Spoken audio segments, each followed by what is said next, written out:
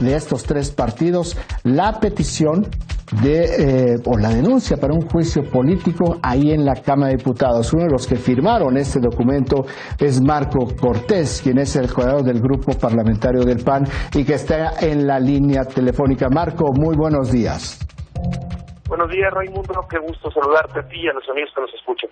A ver, ¿cuál es? Leí el documento que presentaron ayer en la Cámara de Diputados, te establece nada más las partes que les permite la ley sobre la petición del juicio político. ¿Cuál es el argumento que ustedes van a esgrimir o están esgrimiendo para que proceda un juicio político contra Alberto Elías Beltrán? Bueno, es el uso faccioso, grotesco, descarado de las instituciones en contra de un contrincante político del partido del gobierno federal. Esto es absolutamente inaceptable. Es el hecho de que el encargado de despacho no está usando sus facultades de forma adecuada. Y en este tema, Raimundo, la verdad es que no hay peor ciego que el que no quiere ver la realidad. Ya darse cuenta que hasta buscaron filtrar el video con audio de cuando fue Ricardo Anaya con los dirigentes de los partidos a hacer la entrega del documento para el encargado de despacho del procurador, el propio boletín en donde dicen que Ricardo Anaya se negó a declarar cuando queda más que evidenciado que no fue así, y también la propia intención de la PGR más que manifiesta en dañar la imagen, en denigrar la imagen de un aspirante presidencial, es un claro uso faccioso y doloso de la PGR. Marco, buenos días, soy Rafael Cardona. ¿Qué tal, Rafa? Qué gusto saludarte. ¿Qué tal? Buenos días. Marco, ¿la condición de encargado del despacho permite que una persona sea sujeto de juicio político como el procurador? Creo que ese es el artículo 111, ¿no? En fin, no sé si eso pudiera establecer una diferencia. Asume las funciones y responsabilidades, por supuesto que sí. Entonces, un posible argumento de Alberto Elías Beltrán de que él, al no ser el procurador, al estar encargado de despacho, por lo tanto, él no entra sujeto al artículo, es el artículo que es 52 para que permite el juicio político, entonces que sí, no se aplica, porque él asume las funciones. Es únicamente para reiterar y subrayar. Asume todas las funciones y todas las obligaciones.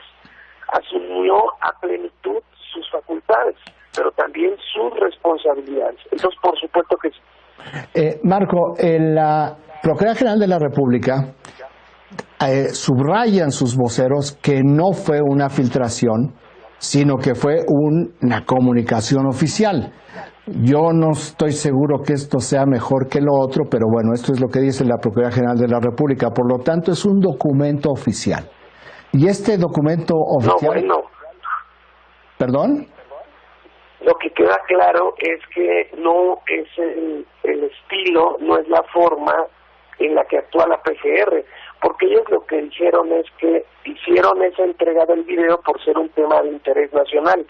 Yo preguntaría, ¿por qué no entregan los videos y la información de tantos temas que sí son de interés nacional, como es el caso de Odebrecht, como es el caso de la Casa Blanca, como es el caso del socavón? Porque en estos temas donde sí hay corrupción, donde sí hay mal uso de recursos públicos, que por cierto involucran a la propia presidencia de la República y sus más cercanos, no hay esa disponibilidad de acceso a la información. Marco, aquí difunde la Procuraduría General de la República un video en el cual hay una conversación privada. Esto es lo que dice Diego Fernández Ceballos. Ellos toman una parte de una conversación que estaban teniendo Ricardo Anaya, Diego Fernández Ceballos, estaba ahí Santiago Krill, estaba ahí Manuel Granados, Dante Delgado, me parece, ya no recuerdo ahí el grupo de personas, pero estaban hablando entre ellos y lo saca extrae ese audio y lo difunde la Procuraduría General de la República, no en el comunicado, en la transcripción de la grabación, sino en el video. Aquí retomo a una reflexión que hizo Miguel Ángel Mancera, el jefe de gobierno de la Ciudad de México, si esto puede ser establecido, podría haber una denuncia de espionaje, porque al final, como decía Diego Fernández Ceballos, era una reunión, ahí estaban platicando en privado y violentan ahí una conversación privada y la hacen pública. ¿Hay algún sustento para que se pudiera plantear una denuncia de espionaje por parte de la PGR? Puede haberlo o no, Raimundo. Lo que sí es un hecho es que es denigrante ver a la PGR convertida en la oficina de campaña de José Antonio Meade. Es lamentable ver que la PGR se convirtió en el brazo político del Comité Ejecutivo Nacional del PRI, y por eso es nuestra exigencia clara y firme que la PGR saque las manos del proceso electoral, pero particularmente que lo haga el presidente de la República, Enrique Peña Nieto. Ya esto cayó en lo absurdo, en lo burdo, en lo grotesco, y evidentemente todas las acciones legales que se puedan tomar, seguramente el área jurídica de la casa de la campaña las hará. Entonces, voy a hacer una reiteración para llegar a una siguiente pregunta, Marco. Aquí ustedes van a probar su dicho, van a documentar en esta parte del juicio político y en otras instancias quizás que la Procuraduría General de la República, que es un brazo del gobierno federal, está interviniendo en el proceso electoral. Esto es solamente para ratificar, es correcto, ¿verdad? Por supuesto que sí, y hay algo más preocupante. Pareciera ahora que el plan B de Enrique Peña Nieto y del PRI se ha convertido a Andrés Manuel López Obrador, porque ha quedado muy claro que hay un pacto de impunidad entre Andrés Manuel y el presidente Peña Nieto para perdonar los actos de corrupción del sexenio, declarado por el propio Andrés Manuel López Obrador, que dijo que él no enjuiciaría a Enrique Peña Nieto, y lo ha dicho de forma reiterada. Marco. Mientras tanto, Ricardo Anaya lo que dice es que habrá justicia. Marco, y que quien la hizo, la pagará. Marco, regresemos un poco a lo que se puede asentar o se puede discutir dentro de la ley, porque todo esto pues, es parte del discurso político. Pero yo quisiera insistir en la parte en términos legales.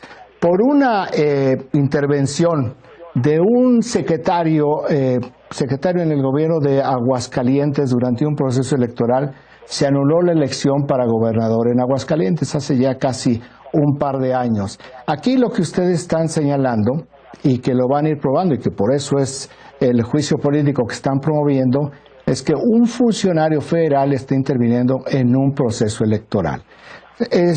Con esto que se está planteando, existe la posibilidad, desde el punto de vista de leyes, de que se abriera una discusión sobre la nulidad de la elección presidencial, Marco.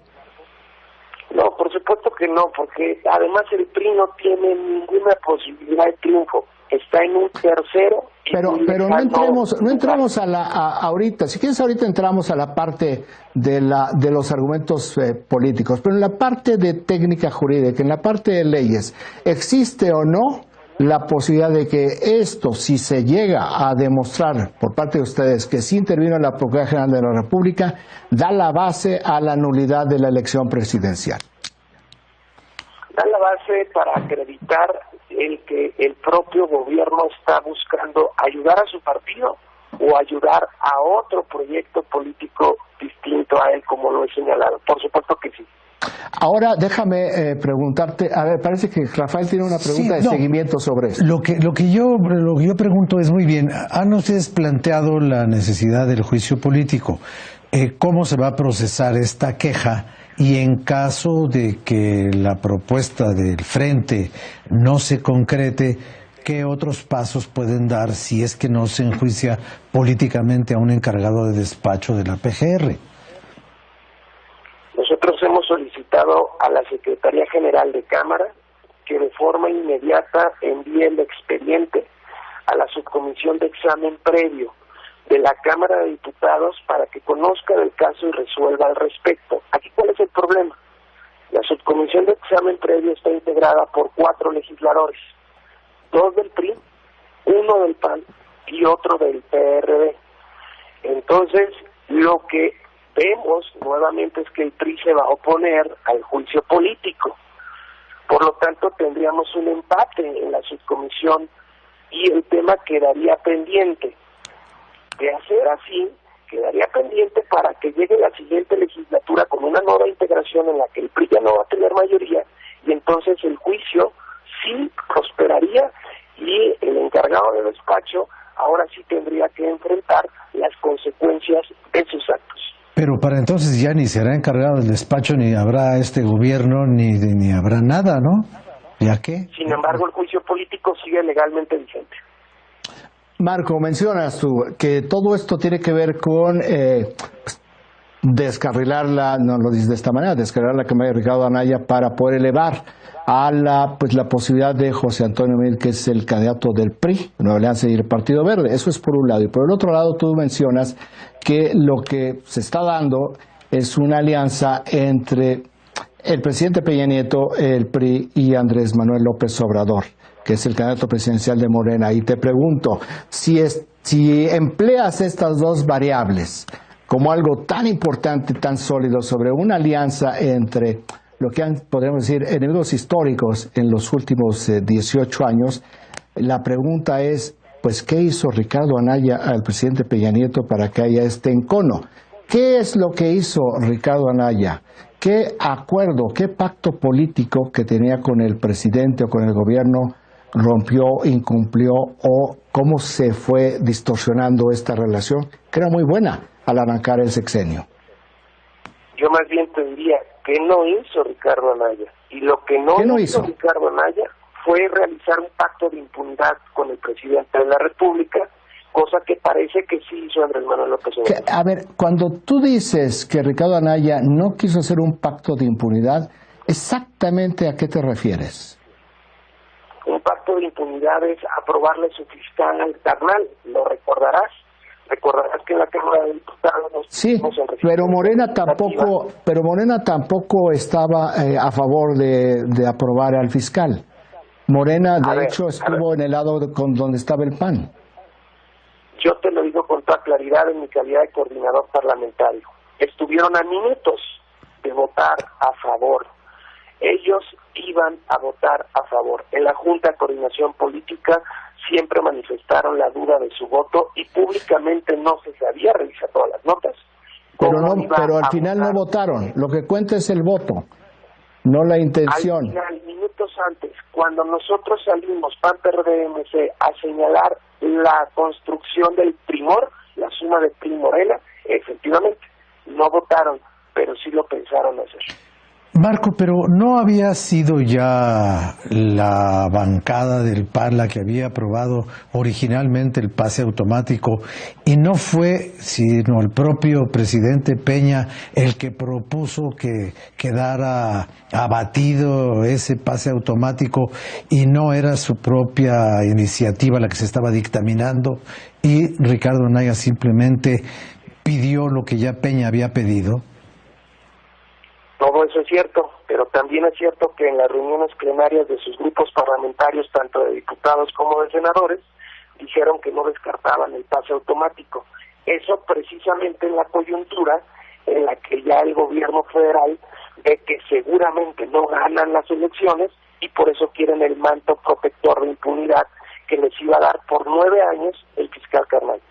Y este pacto de impunidad con el fiscal, ¿cómo se traduce en términos de impunidad? Un poco para poder entender exactamente lo que estás diciendo, Marco. Se traduce como cuando un procurador en funciones destituye al fiscal electoral porque le es incómodo al sistema. Se traduce como cuando Virgilio Andrade, que era secretario de la Función Pública, dice que no hay absolutamente nada de raro en el caso de la Casa Blanca.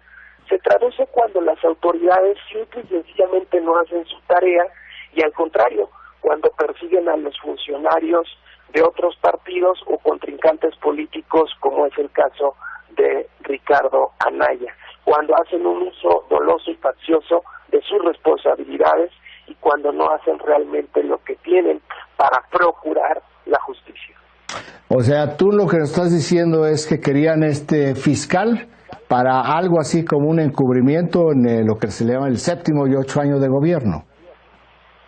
Es exactamente lo que iban a hacer. Por eso es que buscaban tener un fiscal carnal por 9 años y por eso es que ahora no es casualidad de que ya haya muy buena relación entre Andrés Manuel López Obrador y Enrique Peña Nieto, dicho por hechos como este, que él no enjuiciará a Enrique Peña Nieto, y también con acciones como la campaña de Morena no ha tenido ninguna manifestación sobre el uso doloso y faccioso de la PGR en la persecución de Ricardo Anaya, que a quien más ayuda es precisamente Andrés Manuel, porque en el momento en el que el candidato del PRI ya está en un tercero y lejano lugar, y a quien está alcanzando Ricardo Anaya es a Andrés Manuel, todos estos ataques y estas difamaciones, a quien vienen a ayudar es Andrés Manuel. Por eso es que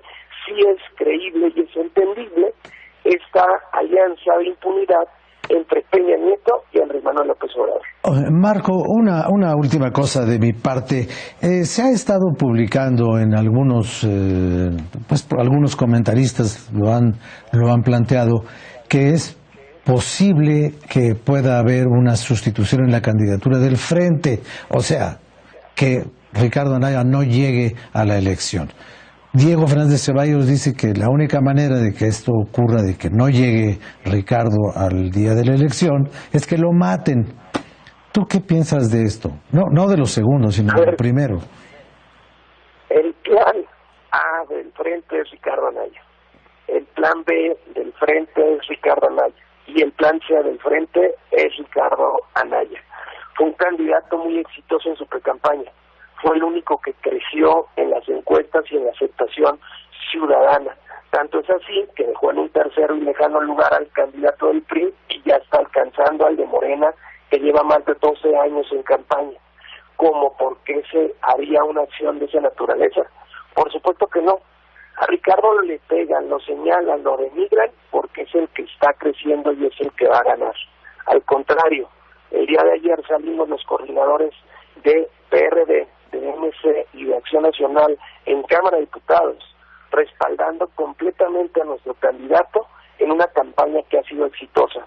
Al contrario, lo que nosotros diríamos es, Ricardo Anaya lo que debe de hacer ya es decir, respecto a este tema, he dado todas las explicaciones necesarias al respecto de forma reiterada. Ahora continuaré con la campaña que, por cierto, ha sido exitosa. Y punto. No hablar más del tema que ya se ha convertido en una cantaleta y en una historia que es la que el gobierno federal quiere sembrar en los ciudadanos, apoyados en el dicho de difama que algo queda.